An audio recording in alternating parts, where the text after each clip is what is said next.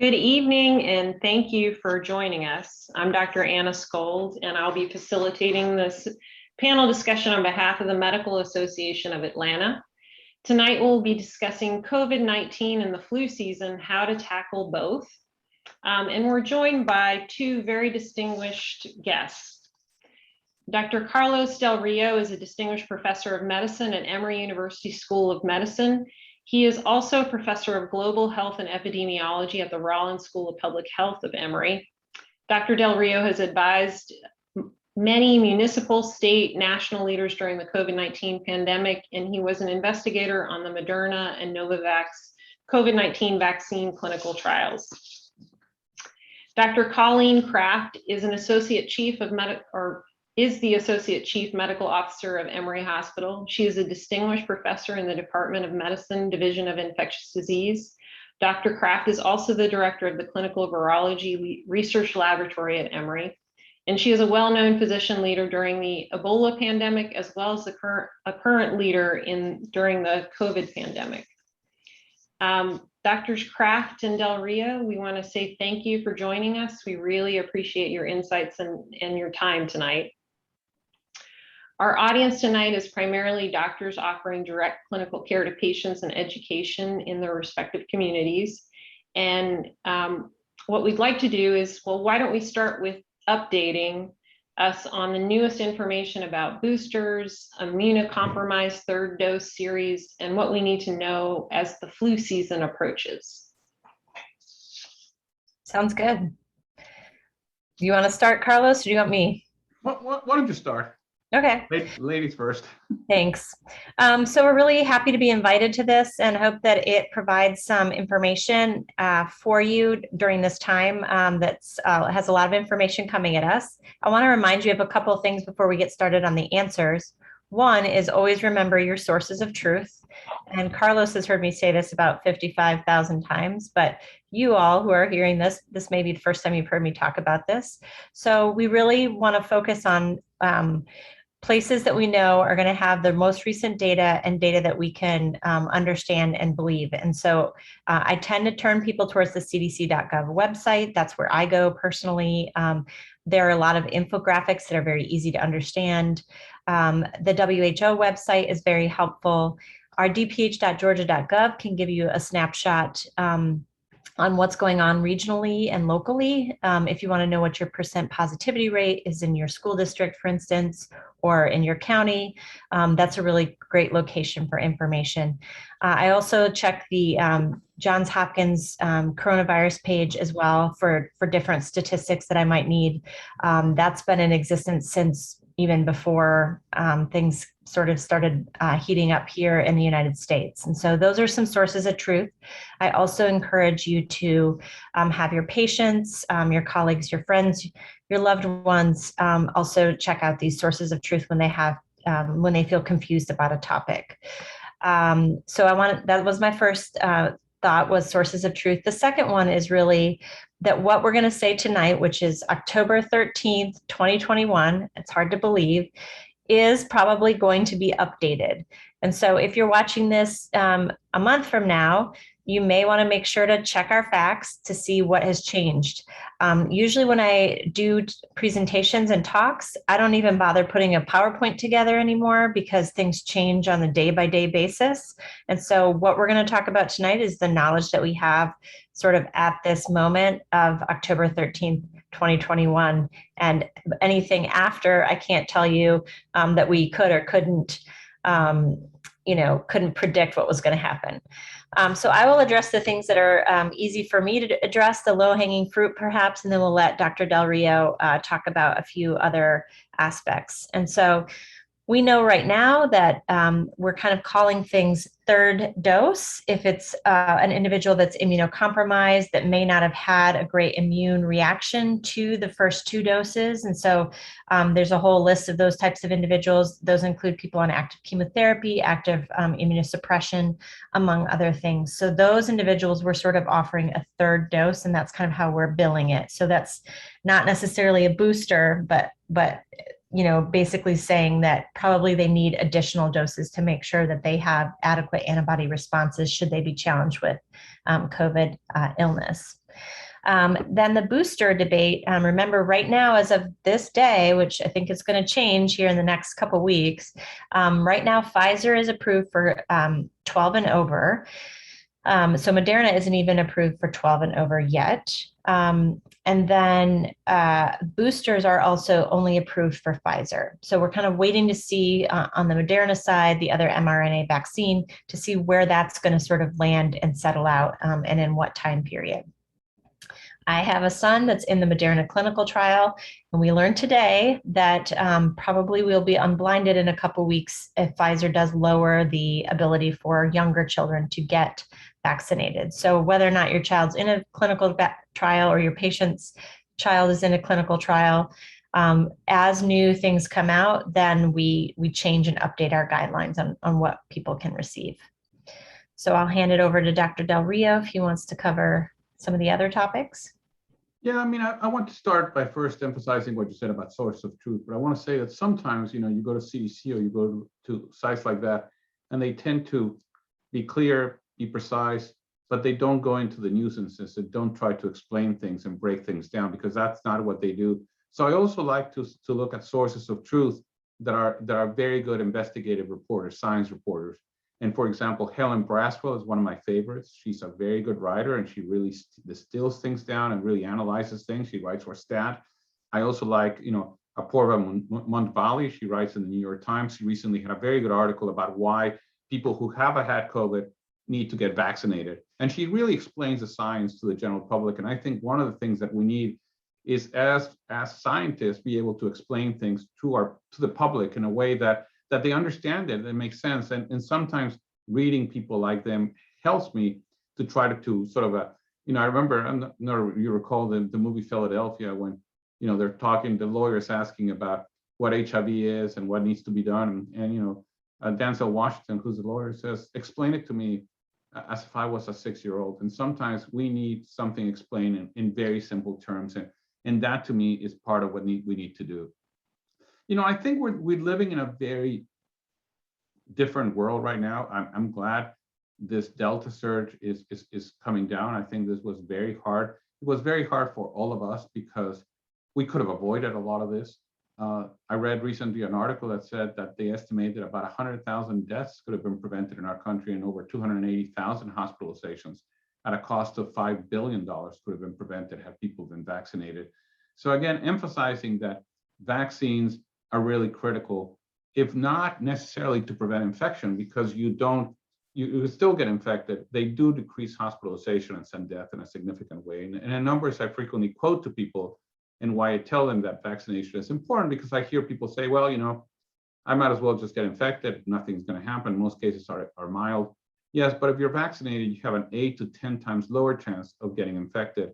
And you have about a 25 lower chance of ending up in the hospital or dying.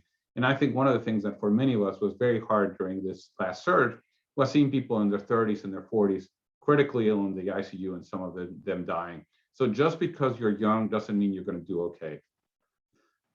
So try to get your patients vaccinated. That's the most important thing we can all do. Then the question comes is, as physicians, as healthcare providers, one of the things that I think we deal with is, the people who are vaccinated who want to get more vaccine, and the people who are unvaccinated who don't want to get any vaccine. And each one of them needs a very different message, right? I think to the people that are vaccinated who want to get a booster, I tell them two things. Number one, the vaccines are still working. So you need a booster is okay if you want to get it, if you think you need it, if you're immunosuppressed, but you don't need to run to a booster. You can walk to a booster. Take your time. The longer you are, 6 to 8 months after your initial series, you're probably better off. What do you get booster with? If I got Pfizer, can I get Moderna? I mean, I've never seen anything like this. I mean, all of us have been doing immunizations for a long time. I've never had a patient said, should I get the Sanofi or the GSK influenza vaccine? Who cares? Just get a flu shot. So I tell them the exact same thing. I mean, this is not a matter of brands. This is not a competition. All the vaccines are approved by the FDA, are reasonable vaccines. They all prevent hospitalization and death. And the boosters, CDC will tell you, if you got Pfizer, get Pfizer. If you got Moderna, you got to wait until the meeting that happens tomorrow. If you got J&J, you got to wait until the meeting that happens on Friday. But the reality is there's also a paper that just came out in preprint from a very large group, including our colleagues at Emory, suggesting that it doesn't really matter. The sort of this called mix and match study that shows if you got one series, you get something else, you get reactogenicity, you get immunogenicity. And that's because your body, your immune system doesn't say, oh, I'm a Moderna immune system, I'm not going to react to that Pfizer thing. It's antigens, it's antibodies, it's immune system. It doesn't really much matter the brand. So if you want to get a booster with a different, vaccine, that's what it is. That's fine. But again, it's not going to be better. It's not going to be worse. So don't let your patients develop anxiety about that. The last thing, and we're going to move into it, is that COVID is not the only thing in circulation. There's RSV, there's many other diseases, and flu is coming. And I'm concerned that we're going to have a significant flu season. There's some data suggesting that may be the case. So get your flu vaccine. But again, you got to remember that, in a normal year, 40% of adults get a flu vaccine. We need to do better than that. And again, this is an opportunity to talk to your patients about vaccination in general, not just COVID vaccination, not just flu vaccination, but really review with adults all their vaccination schedule. Did they get their, Pneumovax? Did they get the Zostavax? What are the other vaccines? And really use this as a good opportunity to do wellness and to talk to adults about vaccines. I have my daughter and my son, each one has young babies, and I just love how the pediatricians talk to parents about vaccination. It is one of the things that a visit is for. And we need to learn as adults to behave the same way, to really use some of our office visits to talk about wellness and to talk about vaccination as one of the strategies to improve the quality of life. Thank you to you both. I want to pause for a second because I forgot to tell the audience that if you have questions, please put them in the chat box. We will have time to go over some of those questions. Dr. Mitchell is going to be pulling them from the chat box as we go along. I thought you made a really good point, Dr. Del Rio, about the flu vaccine. We've been hearing from a lot of patients who've never gotten a flu vaccine before or said, I never get the flu, or the flu's not that bad for me. I'm 40, I don't have medical problems. What would be some of the language or are there things that you've heard said that could help promote flu vaccination in this population? And what should we be telling patients about timing of flu vaccines and COVID vaccines? Well, I tend to tell people that, again, we go back to thinking how many people think about COVID. Oh, I've never had the flu. It's fine. I'm going to do okay. Well, having had the flu once, I can tell you that it is not fun. I mean, you will be knocked down. You will be very sick for several days. It's not a fun thing to have influenza. The second thing I would say is that while it's a little bit like COVID, it's uncommon that young people will get very ill. I always remember, patients that we've had in the hospital in their 30s and their 40s with severe flu. And I want to use this opportunity to also talk about pregnant women. Both COVID and influenza tend to be very severe in pregnant women. CDC recently showed us that only 38% of pregnant women have their COVID vaccine. We got to get our pregnant women to get their COVID vaccine and to get their flu shot. We see unnecessary hospitalizations and deaths among pregnant women, otherwise healthy women in this country because of influenza every season. And influenza should be part of what a normal pregnant woman gets as part of their care, just like they get prenatal vitamins. As far as timing, you can get both vaccines the same day. CDC has updated the recommendations. There's no spacing necessary. Get one in one arm, get one in the other arm. That's totally fine. Again, if you want to do one visit to the drugstore and take care of both vaccines, perfect, that's fine. If you want to space them and say, no, I want to wait 2 weeks, that's also fine. It doesn't really matter. The whole point is to get both of them. So the way that I like to think about flu vaccine is just the discussion that I had with my father for many years, who refused to get him for the very reason of I don't get flu. And when he got influenza, that was the only time I could ever beat him at a 5K. So I was fairly happy, even though I was not happy that he was so sick. But I think it's one of those things like, if you've never had influenza, and I've had it in residency, obviously Dr. Del Rio's had it. So if you've never had it, that's really great. It's really lucky for you. Thankfully, different than the coronavirus, we have a lot more sort of herd immunity to influenza, meaning that there's been a lot of antigens circulating for a long time. This is not 1918, thankfully, in the flu arena, at least. And so it's very useful to know that there is some sort of layers of protection from previous vaccinations, but all of us right now, especially given that if you've had COVID, if you were to get influenza now on top of that, what you're trying to prevent is lung damage. You're trying to prevent morbidity. You're trying to also prevent loss of work that you may do. So I don't know how to, I think each person is different. I liked what Dr. Del Rio said about talking to the people that don't want to be vaccinated at all and talking to people that are rushing to get their third vaccine. I think in the same way, trying to understand what is a motivation for the individual in front of you to actually protect themselves against influenza. It's time to turn over a new leaf. Really trying to protect ourselves against these viruses are important. If we happen to have a pandemic flu like we did during 2009 at this time, I really fear for the sort of well-being of our healthcare systems in the United States. I think the thing that has challenged me the most as a healthcare leader during this last surge is the lack of or the major tiredness and burnout of our staff and our providers. So there's not that, rah that everybody had sort of a year and a half ago in March. We sort of dealt with the summer one of last year. We kind of knew that the one that was coming in the winter seemed likely given the holiday season. But this time people they're not interested in, continuing this relentless surge of very sad stories. And so I think, if we have influenza confluent this year, which we were very lucky last year, we didn't, mask wearing certainly did help. I think that we've got to sort of say we don't need to double hit people, right? We don't need people to be ill with two viruses at the same time. We don't need kids to be ill with two viruses at the same time. And so those are sort of some of the arguments I try to say to different individuals, depending on where I think they are in their sort of ability to accept recommendations from me. I think those are great comments. Just to kind of tag on to what you said. So mask wearing did likely prevent a lot of illnesses last winter, influenza, RSV, parainfluenza. Well, I think Anna, was mask wearing, but it was also that we were still pretty much in quarantine. People were not going out. I mean, there's a component also of social distancing that we need to remember played a role.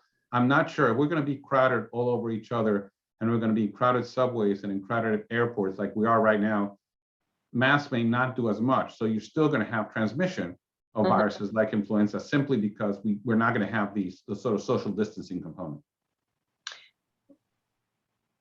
Very true. So is the thought that this winter, because people aren't socially distancing as much and people aren't necessarily wearing as many masks and they might be getting together more, and we have had a year break of some of these diseases, that's where the concern for perhaps a worse winter than we've had in the past is coming from? Well, yes, and also because I think you're probably going to see in the holiday seasons, again, people are going to get together. People are going to be, so my advice is, if you're going to have your Thanksgiving dinner, make sure people are vaccinated for both COVID and influenza. I mean, do whatever you can to make a family safe against respiratory viruses. You will be much happier if you do that. And on that note, so kids are likely coming up for vaccination approval soon. So Pfizer's put in for the EUA, and I know Moderna's going through their clinical trial as well. Is the recommendation for kids to be vaccinated coming now, hopefully before some of the holiday season? Do you think that would have a big impact? I'll let Dr. Del Rio talk about the timing because he knows about that, I think, a lot better than I do. But I think it definitely will have an impact. I just am hopeful that there'll be a lot of receptivity. I know that there's been quick enrollment in these studies because there's a lot of motivated parents that want to see their kids getting vaccinated.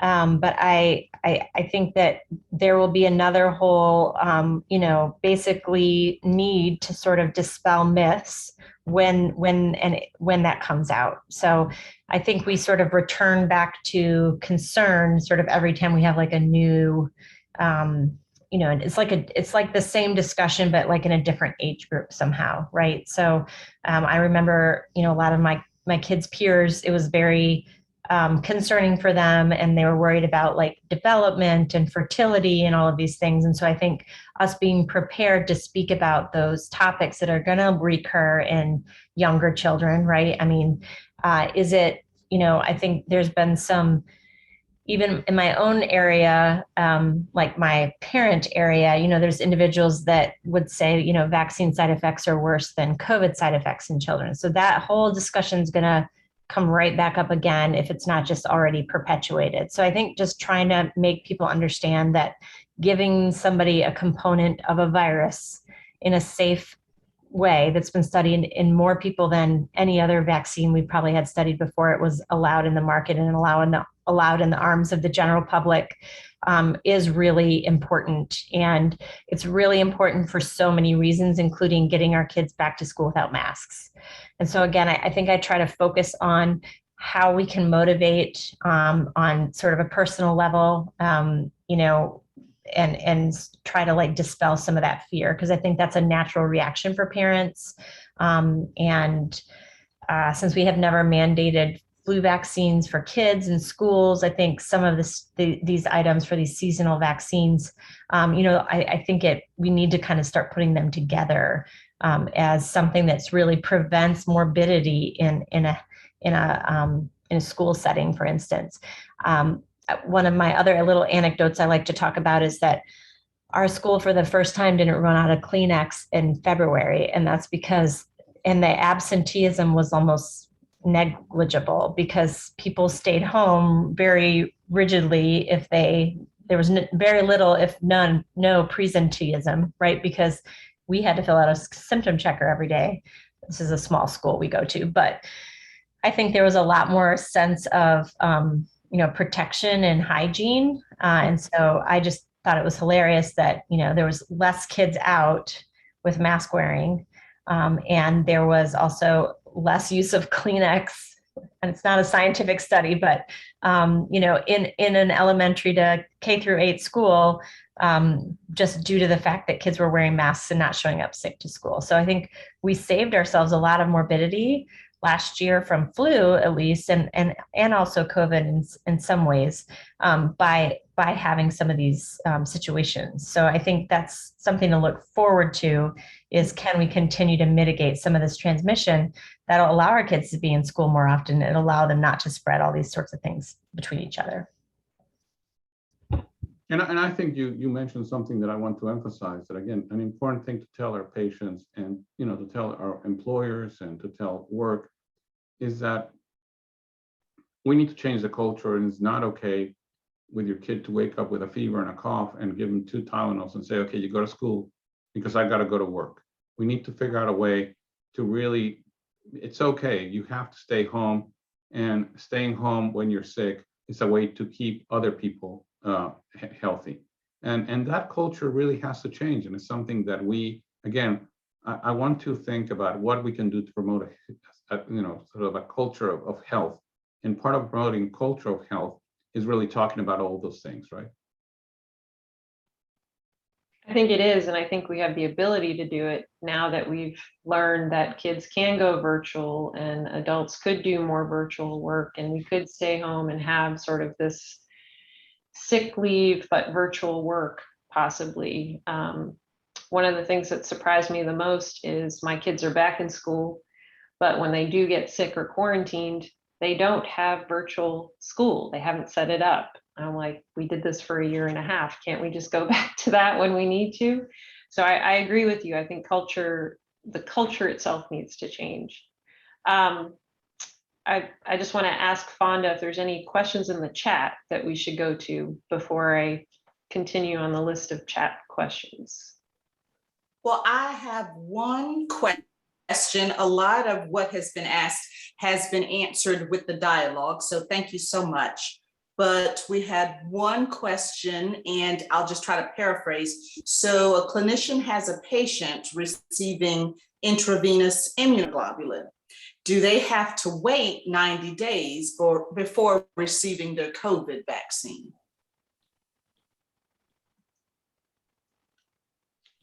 Well, I mean, I think there is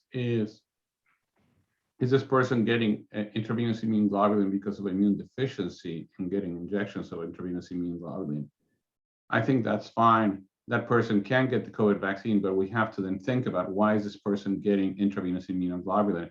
If they have a problem in the production of antibodies, they're not going to respond to the vaccine. So those people are actually should be vaccinated, but they should not assume that just because you've been vaccinated, you responded to the vaccine, because their immune system may have a deficiency that doesn't allow them to respond to the vaccine.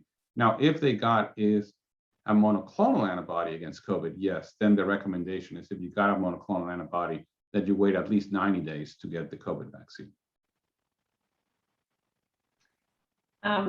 On that note, can you perhaps speak a little bit to the monoclonal antibodies? I know we're talking more about vaccines here, but there have been a lot of questions about how useful are the monoclonal antibodies.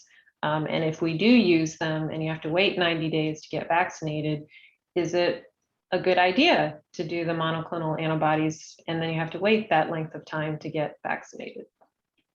I think from my anecdotal experience that we've been giving monoclonal antibodies in the emergency department and sending people home. And I think it's been a great service to our patients, because we have a lot of individuals we've prevented from hospitalization and also just decreased their symptoms dramatically.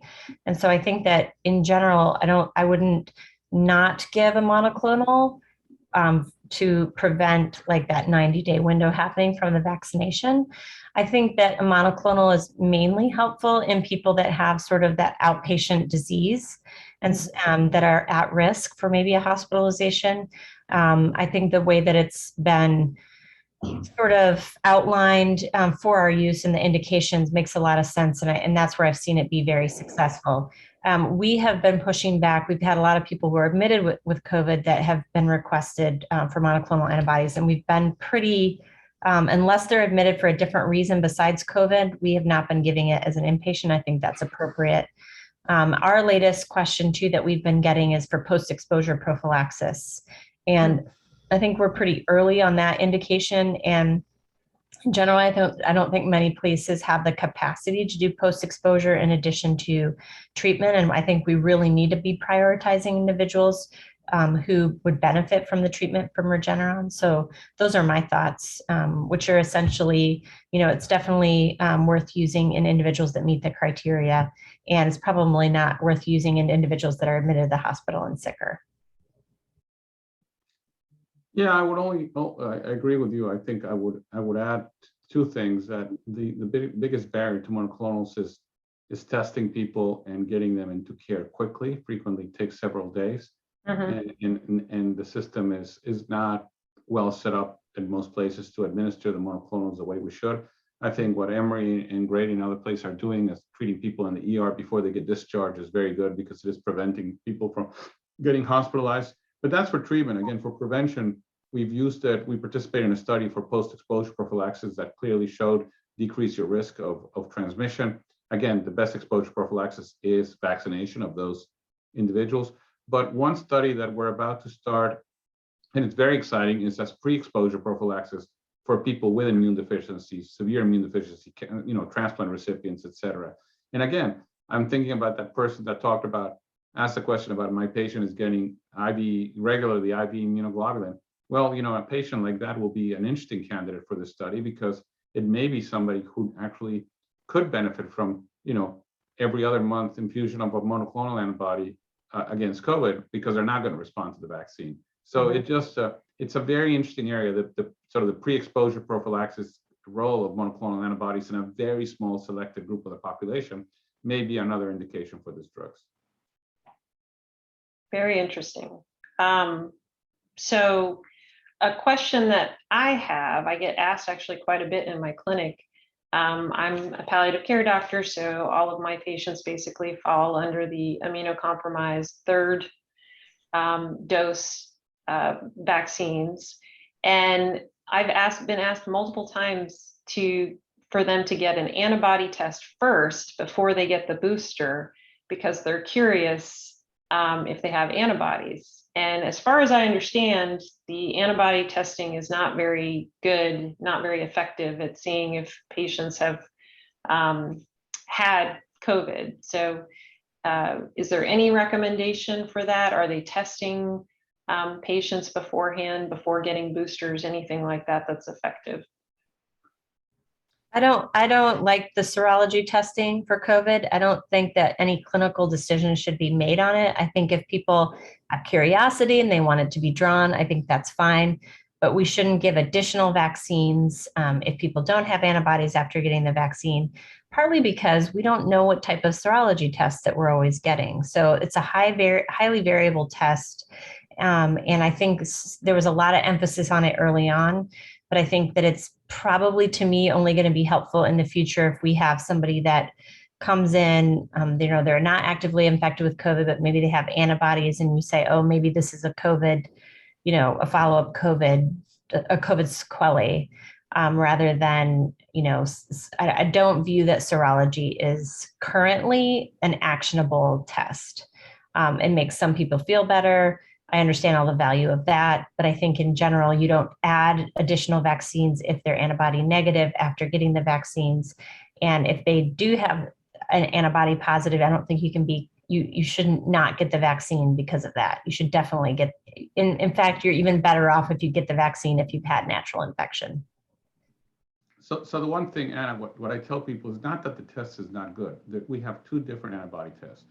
One against the nucleocapsid that tests whether you had COVID before or not, and one's against the spike protein. So first of all is what test are you getting, right? One test against both.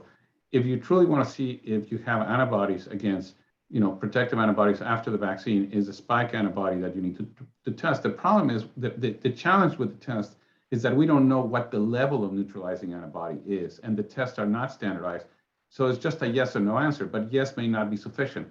I see a lot of people ask that question, and what I tend to tell them, because they're going to get the test anyway, regardless of what I tell them, they're going to freak out. What I tell them is get your booster.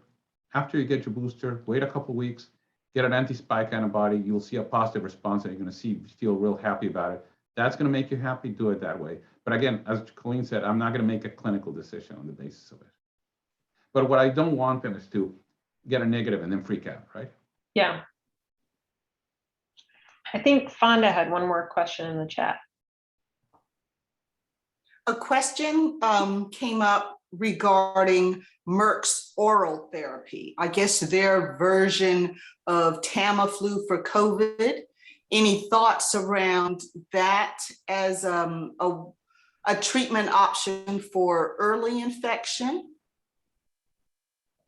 So we will start by saying that both Colleen and I, since we work at Emory, we're in a bit of a conflict because this drug was actually initially developed by investigators at Emory, George Painter and his group in something called the Emory Institute for Drug Development. And that's what the name of the drug initially was, EIDD 2801. EIDD is Emory Institute for Drug Development. So we do, even though I'm not going to make any money out of it, and I don't think Colleen is, maybe she is, I don't know, but we have the conflict we have is institutional. Having said that, all I have read so far is a press release. I'm yet to see real data. So the press release looks great. The press release says 50% chance, decreases hospitalizations by 50%, which is terrific. If that's true, fantastic. But I'm a scientist. I like to look at the data. I want to see what they submit to the FDA.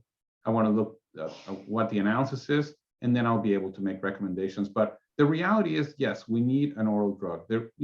The advances on vaccination have been really fantastic. The advances on therapeutics are actually pretty piddly. We really don't have effective therapies for this disease. I feel like in the early years of HIV, right, in which all we had was ACT. Well, to me, remdesivir is like the ACT of HIV. It's an okay drug, but it's not not the drugs that we would need to have. So we need much better drugs. And hopefully molnupiravir is going to be the first of many other drugs that come down the pike, effective oral therapies for COVID. Yeah, and I think that's a really good way to put it, Dr. Del Rio, because I think that we also are using drugs that were used for other indications, and that's what we've been studying, right? So remdesivir actually was in the PALM trial for Ebola. And so it's been an RNA drug that's been out there, and that's why it was sort of pivoted. Regeneron obviously has in the past made monoclonal antibodies to different things. So that is a new drug if you want to think about it. But otherwise, there haven't been tons of advancements. I think a lot of what we've been using, for better, for worse, has all been existing drugs. And so I think, yeah, I don't know any more than Carlos that I just have been seeing a lot of pings about, Merck asking the FDA for an EUA for this drug. So and again, what we'd like to see is a package they submit to the FDA, and we get to see that package. I'm glad I'm not the only one who's only seen a press release. So that's all I've seen as well. Do we have any other questions in the chat? That's all we have right now. Well, I have a couple other backup questions here. So one, I know you all said that all the vaccines are good, and I completely agree with that too. But there was a little bit of data that the Moderna vaccine might have been slightly more protective against the Delta variant. Any thoughts on that, or thoughts about upcoming variants and what we should be thinking about? Well, part of the issue is that Moderna used a much higher dose than Pfizer. So there may be an issue of dose. We really need to understand those differences. Moderna was also spaced 4 weeks out versus 3 weeks out. So that may also have something to do. I can tell you that I make the joke of, Pepsi versus Coke. I'm a Moderna investigator, and I really wanted to get Moderna, but Emory offered me Pfizer, and I took Pfizer, and I felt like I was drinking Pepsi. I didn't want to. I really wanted to get Moderna because that's the vaccine I was studying. And the reality is I'm pretty happy having received Pfizer. I have no regrets. So I think, again, I have never seen people, vaccine names and this kind of way of looking at vaccines just have never happened before. As I said before, I've never had a patient come and say, hey, I heard that the GSK vaccine is better than Sanofi for flu, so I want to get the GSK. People just go and get their flu shot. Well, you got to trust the process. The FDA has a very good process of approval. If the FDA received approval for a medication, yes, maybe one brand is a little better than the other, but they're both pretty good. Yeah, it is a little bit, just hearing you say this now here, I think it is a little bit like trying to choose which color bucket you want to put on the forest fire that's ahead of you. I also have preferences. I also got Pfizer. I did read the data very carefully about individuals that had natural infection, followed by Moderna versus Pfizer. And there did seem to be somewhat of a difference. But I think when we're challenged enough over time, I'm not sure those differences really will be dramatic. And I agree with Dr. Del Rio that it's not like we're comparing. In some ways, we're saying Pepsi and Coke, but in some ways, the vaccine schedule and the dose may have also had some of those effects. And so that may be, what's changed in the future. So I think the main thing is to not hesitate in getting vaccinated at all. Yeah, and I really want to emphasize that. I think one of the challenges that I see a lot of physicians, I would say, including myself, you're exhausted of talking to people. And, the other day I talked to a group of individuals who were not vaccinated. And what I realized is that they didn't necessarily have lack of information. What they had is excess of misinformation. And sometimes combating misinformation is actually harder than giving information.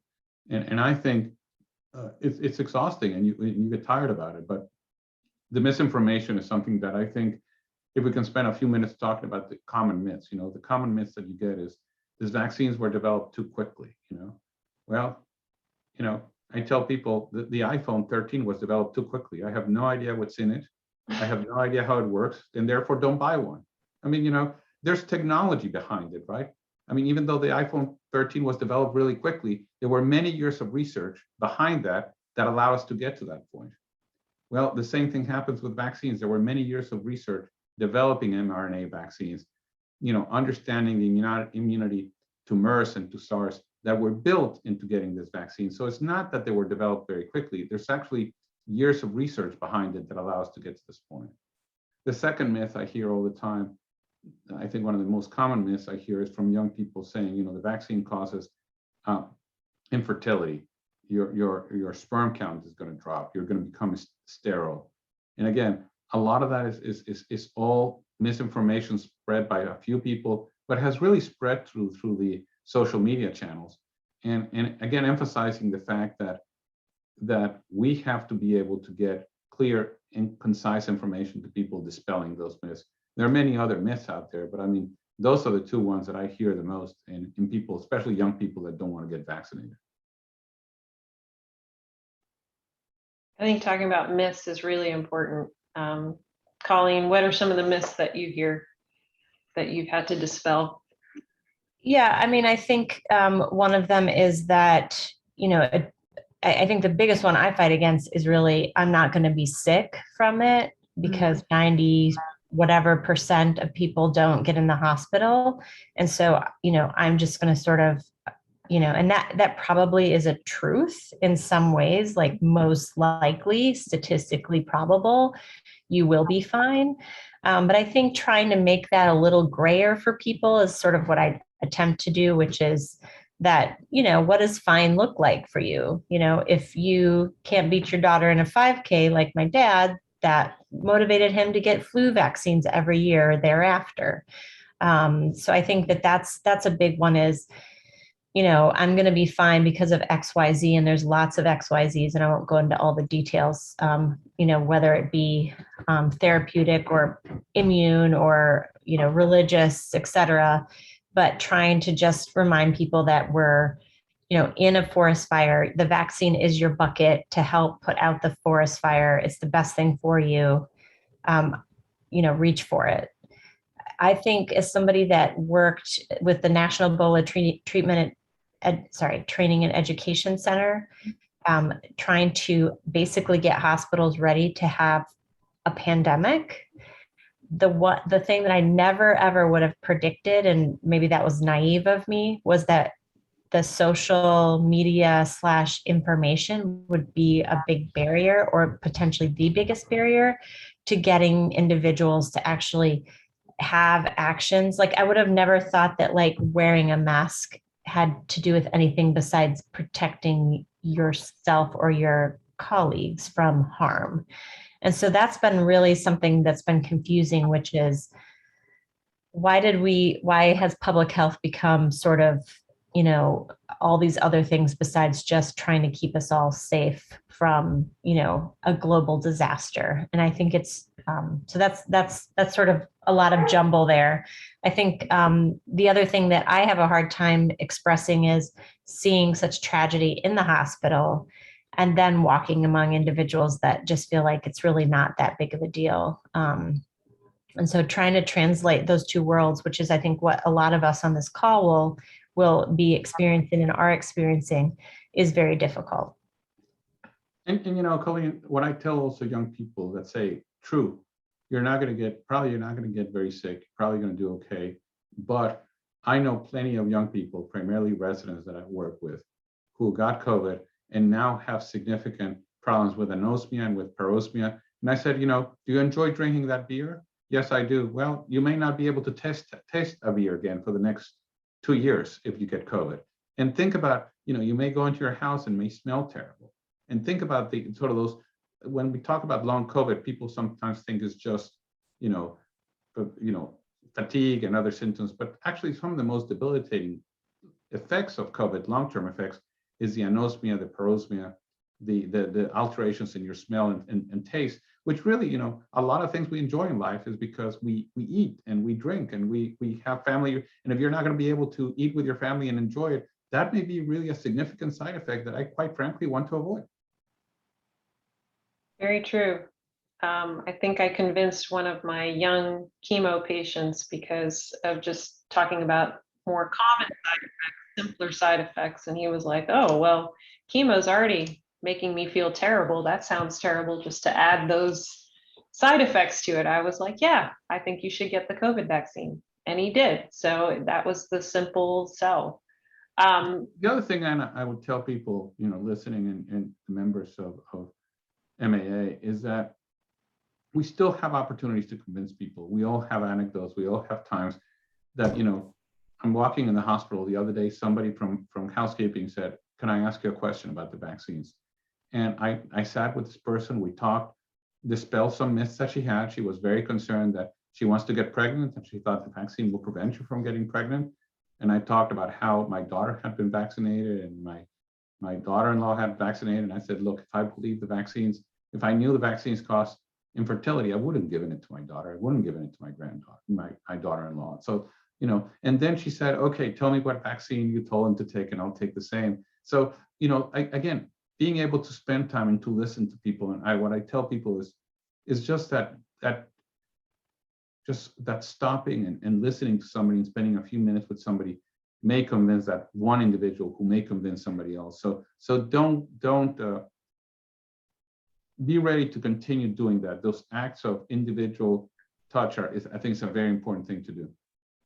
And that's where you can really, I think, leveraging those personal relationships. Like we all know people that are not vaccinated. So leveraging those relationships, figuring out which makes them tick, what's going to motivate them. Like Anna, your story about your patient. I mean, you figured out a way to sort of frame it in a way. I will say that sometimes I'm asked about which vaccine, and sometimes I'll just come down on the side and say, you should get this one. It kind of makes it easier, but it really depends on the individual. I've done that, not like very once in a while, but again, this is sort of that like custom way of, I have a microbiology tech that I sort of dragged up to the, she was like, I need you to tell me which one to get. So I just told her one to get, It didn't need to be like, she didn't want the data. She didn't want the Pepsi versus Coke comparison, but she wanted somebody to make a decision for her. And I was more than happy to make a decision based on, what we've been talking about, which is you really can't go wrong. But sometimes, people, if you, even that can sometimes be a barrier. So however we can break down these barriers, I think is really important. I would love to talk for just a split second about one of my favorite topics, which is diagnostics, which is usually fairly dull. But I do think last year I was like all ready with the COVID and flu combo tests to then have no flu come. And so I do think that they're going to be more useful this year when if we do have to distinguish between these respiratory viruses, I think we're going to really need to. And so how we do that is going to very much be different. Again, we've a wide variety in this audience. So is it in your office that you'll do point of care testing? Do you want to be swabbing people in your office? We do a lot of molecular tests in the hospital because we cannot afford to miss anybody with that sensitivity. So I think this is sort of a landscape that's going to greet us going forward. On that note, how good do you think the rapid tests, the rapid flu and the rapid COVID are? Well, again, I tell people it's good enough for what, right? I mean, it's very hard to compare a test against PCR because it's a little bit like saying, well, how good is my Mazda against a Formula One car? Well, it's not going to be as good, but it's still going to be good. So, I mean, you got to tell people, what are you going to use the test? And if you think about, and again, I'm going to use a brand name, but just to give an example, you think about the Buy Next Now test. If you go to buy them in the drugstore, they come in packages of 2. Why do they come in packages of 2? Because you're supposed to test yourself twice, right? 24 hours apart, repeat the test. Because in this test that don't have a lot of sensitivity, repeating the test has an additive event. So if you were exposed and you're concerned about it, test yourself and test yourself again. If you get, let's say you got exposed 4 to 5 days after exposure, you test yourself twice, you're pretty much in a good shape to know that you're not going to be infected, or you're pretty much in a good place to know that you're infected. So I think I would love to see more access to rapid tests for people to make decisions, because the reality is, you know, you have young kids. To have your young kids sent home because they were exposed and be in, quarantine for 2 weeks is totally disruptive to everybody. And if we can get kids back into school by using testing after 4 or 5 days, we'll make a dramatic change. So I would like to see more of this rapid test be used for those kinds of situations. And I don't have COVID or flu, but apparently I am coughing right now. So I agree. I think there's so much viral load in the nose and mouth from COVID that even if you use your Mazda test, which I love the analogies, instead of your Ferrari or whatever, I think that it's completely appropriate. And we as clinicians are used to, we're used to having diagnostic uncertainty and using clinical decision-making around our test results. I had an experience the other day. I had a young faculty member call me and said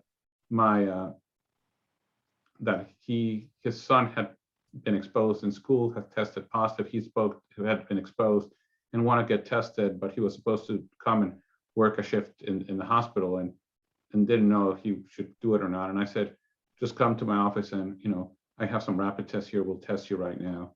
So we tested him. He was positive and we sent him home and he was totally asymptomatic.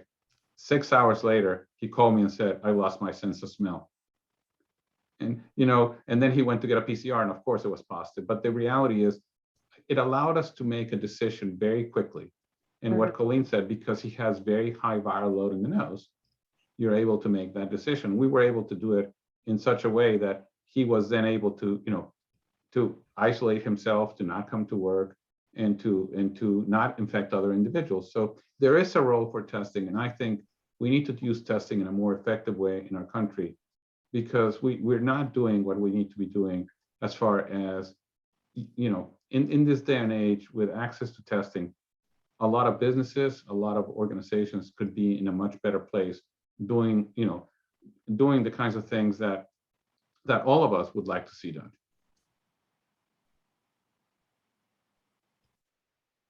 One of the challenges, of course, is if you listen to some people, for example, Michael Mina would tell you, and others would tell you, one of the challenges though is the FDA does not have a mechanism to approve a test like the rapid test for COVID as a public health test. They're all compared to the diagnostic test. And that therefore says, well, this is a test with lower sensitivity, because of course it is, right? It has a much lower sensitivity than a PCR or an NAT or something else. But if we were doing NATs on everybody, which at some point we did, Colleen can tell you that we will run out of NAT tests very quickly. Plus, it's a very expensive test. You can't not test everybody once a day, right? Yeah. I mean, if this thing's going to become endemic, which it sort of feels like it is becoming, I think we're going to have these cycles where we need more rapid tests. Correct. We need home tests. And then we will just keep those PCR tests for certain populations. Yeah. Very interesting. The pandemic just continues, and as it moves, things morph. Well, but again, Anna, it goes back to what Colleen said at the beginning. What we're talking about is what we know today, right?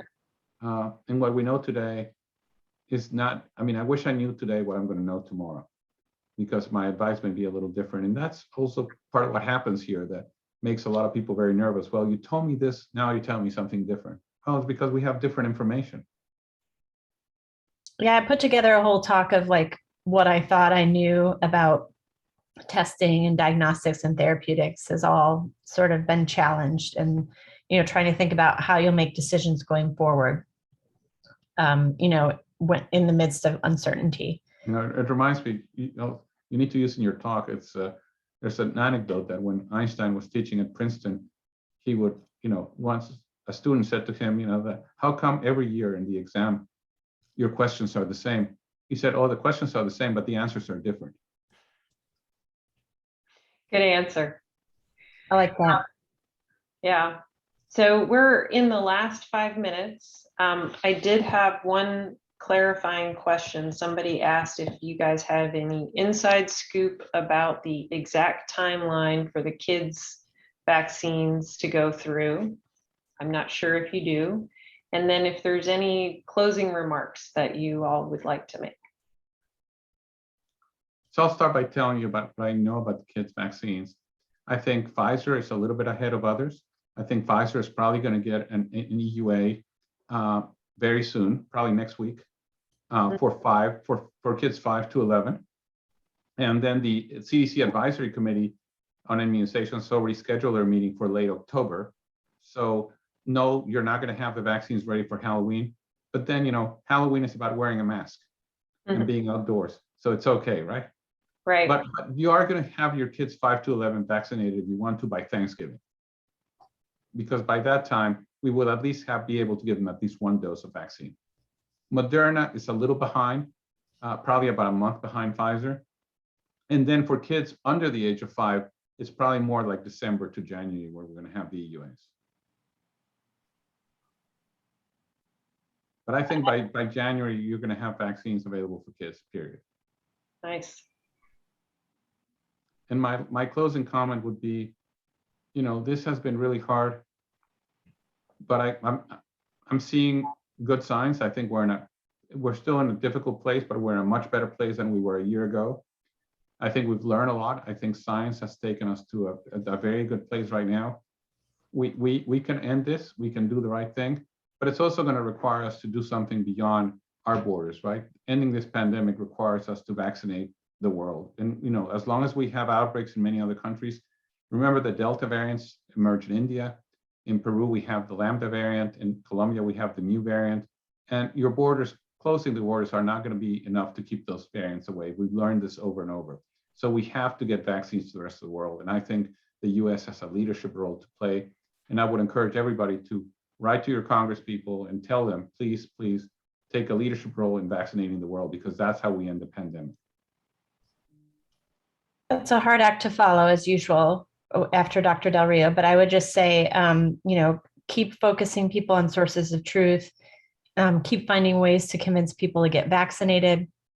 Please take care of yourself. It's been very tough to watch colleagues and friends and family struggling during this time. So just remember to make sure that you are taking good care of yourself so that you can continue to take care of others.